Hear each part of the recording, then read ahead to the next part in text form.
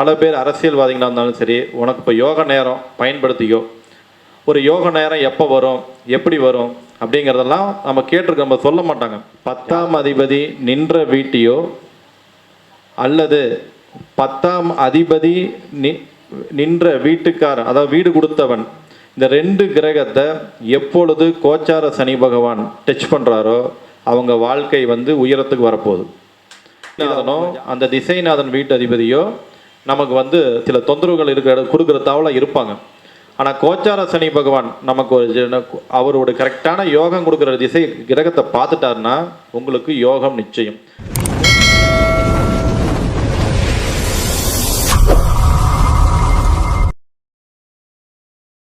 இப்போ அந்த காலத்தில் பார்த்தீங்கன்னா சில ஜாதகங்கள் பெரியவங்க பார்ப்பாங்க, பெரிய ஜோதிடர்கள் பார்ப்பாங்க.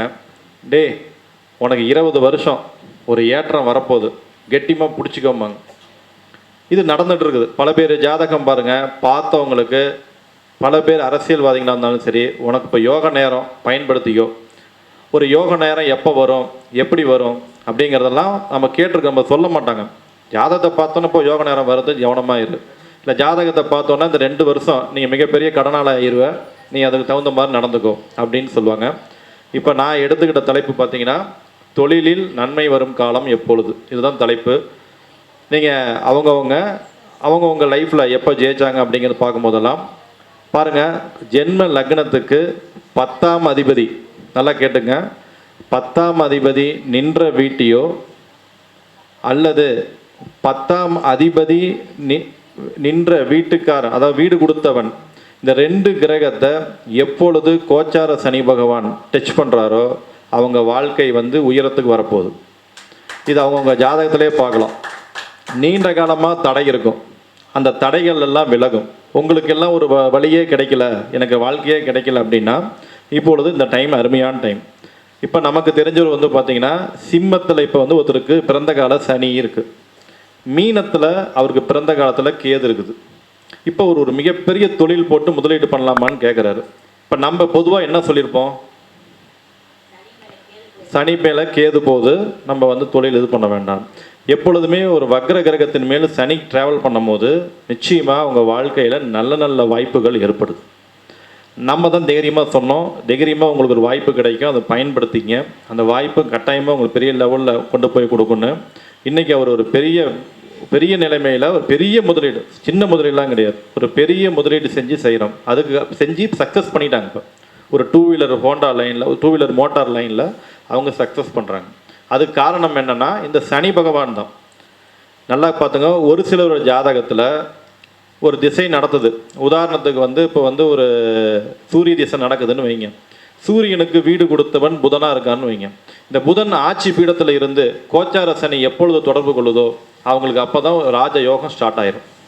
இது நாள் வரைக்கும் இல்லாத பேர் புகழ் கிடைக்கும். இல்லை பேர் புகழ் வேண்டாம், அவங்களுக்கான வழிகள் கிடைக்கும். அந்த ட்ராவல் எல்லாம் பார்த்தீங்கன்னா அடைச்சி வச்ச அந்த கதவையெல்லாம் ஒவ்வொரு கதவாக திறக்க ஆரம்பிக்கும். அவங்களுடைய பேர் பெரிய ஒரு புகழுக்கு வரும். அவங்க வாழ்க்கையில் நல்ல ஒரு நிலைமைக்கு வருவாங்க. இது ஒரு பாயிண்ட்.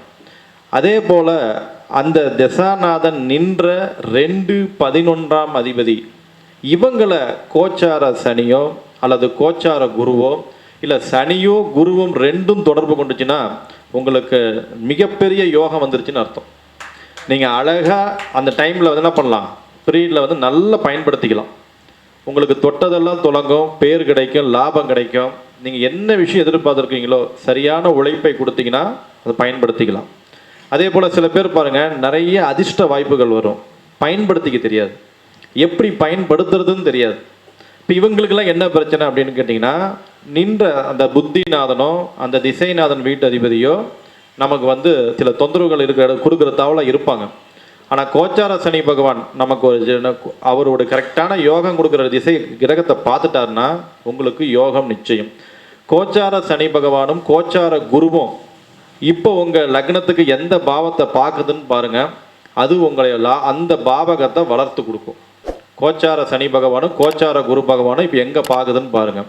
இப்போ கோச்சார சனி எந்தெந்த வீட்டை பார்க்குறாரு, மீனம், ரிஷபம், கன்னி, தனுசு.